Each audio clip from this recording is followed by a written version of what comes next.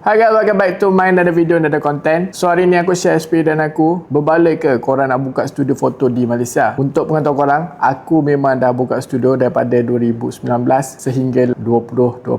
Aku dalam industri almost 9 tahun. Awal dulu aku buka studio, aku ingat aku just shoot, edit, lepas tu deliver dekat customer. So itu je kerja aku. Benda tu tak seperti yang aku jangkakan. Bila kau ada studio ni, korang kena ada satu komitmen lah. Apa yang selalunya orang tak tahu dan aku jarang cerita, kadang-kadang minggu tu kau ada job, next week kau mungkin tak ada job. Benda tu sangat merisaukan lah. Klien ni bermacam-macam, ada yang macam ni, ada yang macam tu. So ada yang minta over daripada bajet, lepas tu yang datang pula tiba-tiba minta murah. Korang kena fikir macam mana cara untuk counter balik dan apa benda yang korang nak bagi dekat customer supaya dia nampak walaupun mahal apa yang kau dapat. Korang kena belajarlah untuk facekan klien yang macam tu. Reality dia, kadang-kadang ada juga klien yang tiba-tiba cancel, tiba-tiba kita dah buat moodboard semua, kita dah bincang, datang meeting semua, tiba-tiba bawa semua moodboard kita pergi shoot dengan orang lain.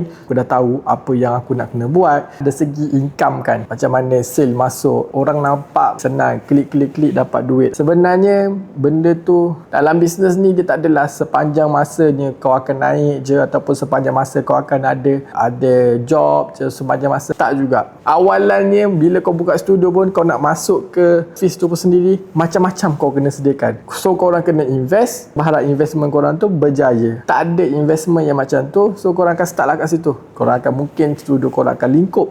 Carilah kelebihan dekat mana korang boleh gain the money. Ada hari korang akan dapat banyak job ataupun satu job tu dah cukup dah untuk sebulan. Tapi bukannya selalu setiap minggu, setiap hari yang dapat job macam okey dapat job sebulan terus cover. Tak. Ada hari memang kau sendu gila. Oh, fotografer ni memang masuk, memang banyak duit apa semua kan. Itulah realitinya. Dan that's why lah ramai yang nak buka studio apa semua kan. Tapi korang kena sediakanlah macam dapat job banyak. Kau simpanlah satu tempat supaya korang boleh rolling bila mana yang bulan tu perlahan, so korang boleh cover job. Jangan berbelanja tanpa planning. Ada duit masuk, beli equipment, beli kamera, beli semua benda lah nak beli masa tu. Beli barang boleh, tapi berperingkat. Aku pun tak adalah macam like ada duit terus beli yang high end, apa yang paling tinggi, yang paling best apa semua. Aku beli berdasarkan keperluan juga. Income tu dia tak adalah macam every month kau akan dapat, contohlah minimum 30,000 setiap bulan ataupun 50,000 setiap bulan. Tak. Sebabnya banyak benda lagi dari segi duit kau nak keluarkan marketing, duit korang nak bayar prop, kena manage well lah, baru korang boleh survive lah dalam industri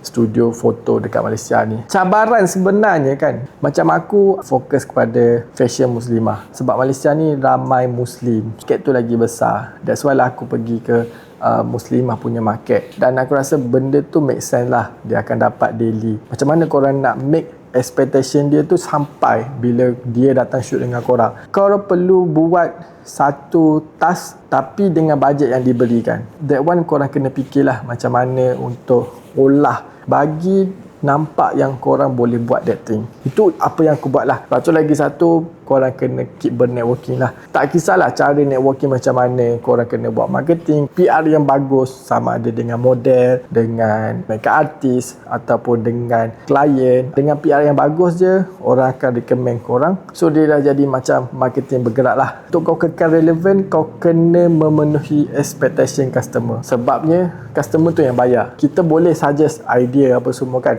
kita kena meet dia punya expectation. Sebabnya muslimah punya produk ni tak sama macam high end punya fashion. So korang kena in between lah. Korang nak berkarya boleh, tapi korang kena ada juga elemen-elemen yang masih lagi dalam industri muslimah punya fashion. Aku cakap dia kena ada two-way communication yang sangat perfect jugalah. So advice aku untuk korang yang mana nak buka studio, aku mengalukan kedatangan korang, boleh jadikan satu business. First, sebelum korang nak buka, carilah location yang korang rasa okey untuk korang. Korang kena cuba cari kedai yang mana korang mampu bayar. Korang mampu bayar dia punya rental, korang mampu bayar dia punya bil air, bil api. Korang tak terhimpit sangat. Kena cari bajet yang betul-betul yang okey, aku mampu bayar this amount. Jangan compare dengan orang lain. So compare dengan diri sendiri, compare dengan kemampuan financial sendiri. Semua orang nak studio tu best, studio tu besar, studio tu terus cantik. Tapi benda tu semua makan modal. Korang kena pandai cari klien lah. Kalau korang ada studio, wawarkan yang korang ada studio. Cubalah cari klien yang sama dengan niche korang. Dan lagi satu,